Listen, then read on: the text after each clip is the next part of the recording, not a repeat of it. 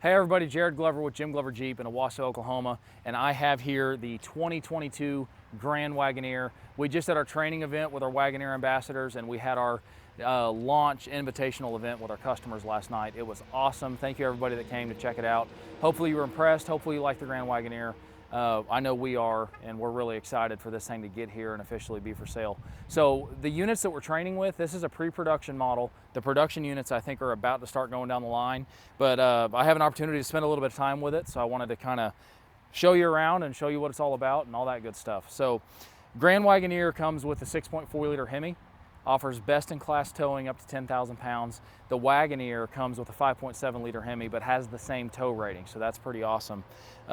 They showed us some of the Easter eggs last night. So the Jeep brand has done this with the Wrangler and the Gladiator, and they'll hide flip-flops somewhere on the windshield, or you know, they call them Easter eggs. So one of the things we noticed last night, I don't know if you can see it in the video, but right above the front camera actually says America.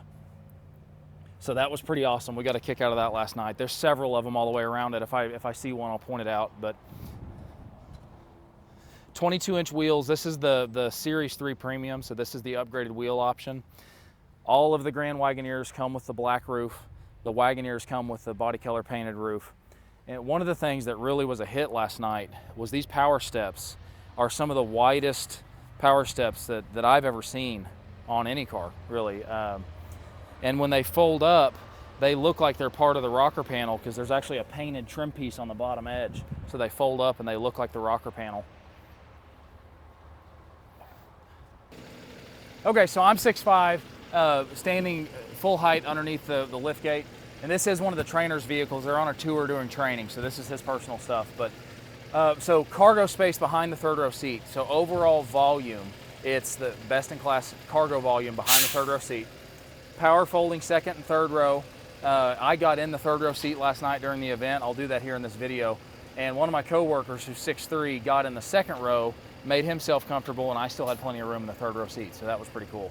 But if you come around here, I'll hop in. So access to the third row seat.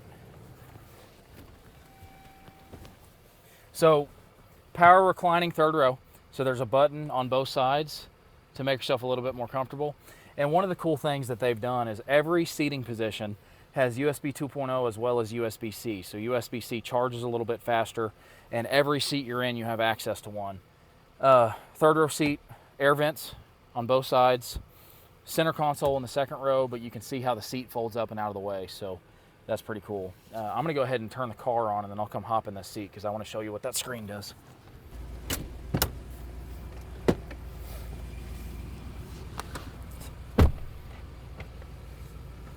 So the second row seats, you can see how far they recline back to get comfortable.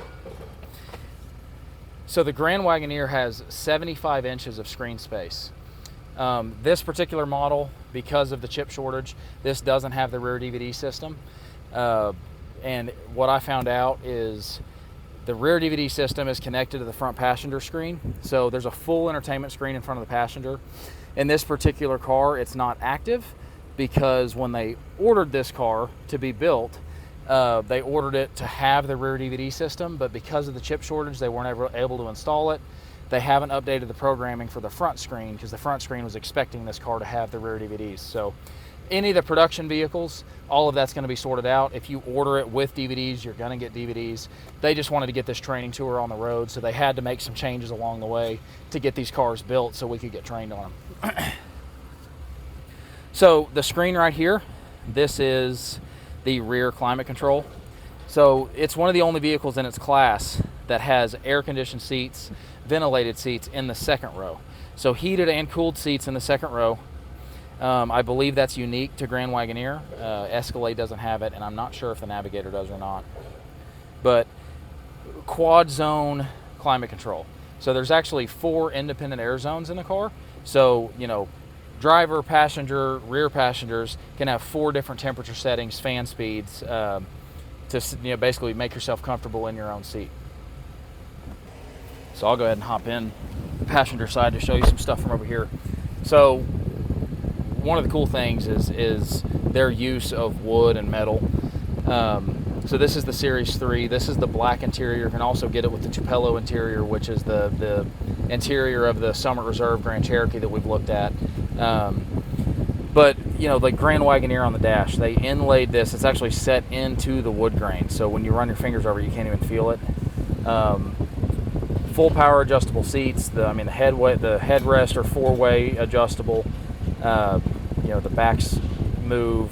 Full massage. So this screen here controls the massage functions for the front seats. And then I can hit this, and that screen actually pops up out of the way. Wireless charging pad, more USB ports, and an HDMI port for the passenger. So when this screen is active, if this unit had the DVD players installed, the passenger can have their own source of video. The rear screens also have their Amazon Fire Base, so you can stream either from a wireless hotspot or the hotspot in the car and stream videos straight to the screens, and I think the passenger can pick up on that as well. Center console, another place to charge, so 2 more USB ports right here at the top of the center console. Pop a phone in there, cover it up. Wireless Apple CarPlay is fantastic. I'm not connected to this car, but it's, you know, you can put your phone on the wireless charger, cover it back up with a screen, and control everything, get all your phone calls, all your text messages via Siri, have access to your maps, your music. Android Auto's the same way. One of the trainers has an Android, and he had Google Maps up, and it actually popped up the satellite view of Google Maps on the screen in the Wagoneer, which is pretty cool. So Series 3 has a refrigerator in the center console. So I've seen this in the Escalade before, but the one thing that I noticed in the Wagoneer, it is cold, like frosty cold. So they did a really good job of making sure this functioned as designed. They had some waters in here when they arrived the other day, and they had been on the road for a little while, and ice cold, just like a refrigerator at home. Pretty cool. So I'll hop over there and show some other stuff real quick. So one of the first things that you'll notice between the outside and the inside is there's a box truck right behind us loading up all the tables and stuff from our event last night. And this car is incredibly quiet now that we're in here. Macintosh 23 speaker audio system, absolutely incredible. They did a really good job. It has surround sound. They've got speakers positioned all throughout the car. It's probably one of the best sounding factory audio systems I've ever experienced. So everything that I've seen Stellantis do, and then the Jeep brand do, and with the Ram truck, they've done a really good job with their Uconnect systems. It's very intuitive, it's easy to learn, easy to function, but everything's redundant. So you have access to control things in multiple spots. So you can get to the massage seat functions on this screen.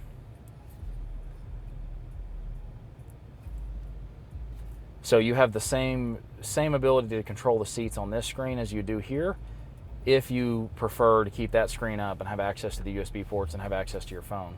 But if you do just want to drop the phone in there to charge, you can put the screen back and control all your seat functions from that screen, and keep this either with active Apple CarPlay, or keep it on navigation or whatever you're using for the top screen.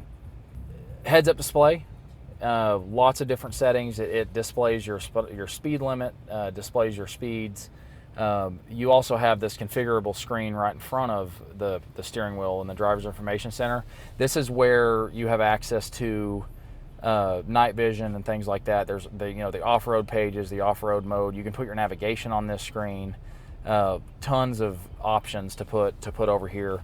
The night vision system is actually really cool.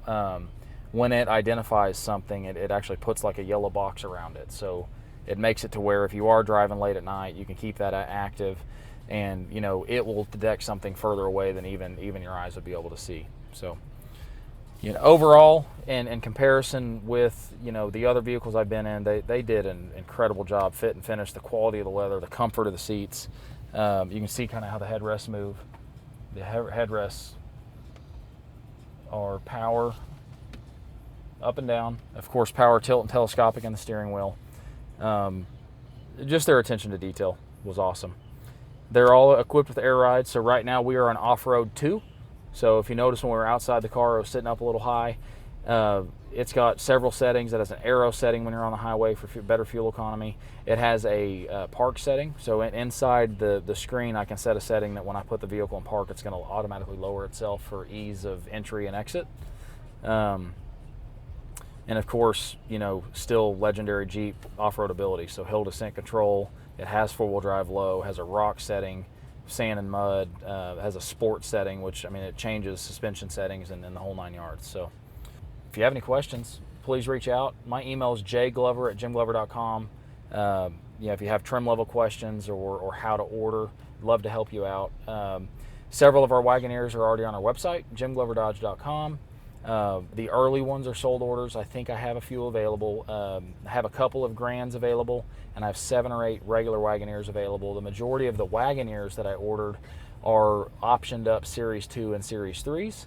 The Series 1 Wagoneer isn't available to order just yet. And then with Grand Wagoneer, most of what we ordered are Series 3 premiums. So the Obsidian is a package where everything's blacked out. It is late availability. So haven't been able to order it yet, but definitely something I'm looking forward to because I think it's going to be pretty cool to have a fully blacked out package on a Grand Wagoneer. So with that, thanks for watching. If you have any questions, please let me know. Feel free to reach out, jimgloverdodge.com.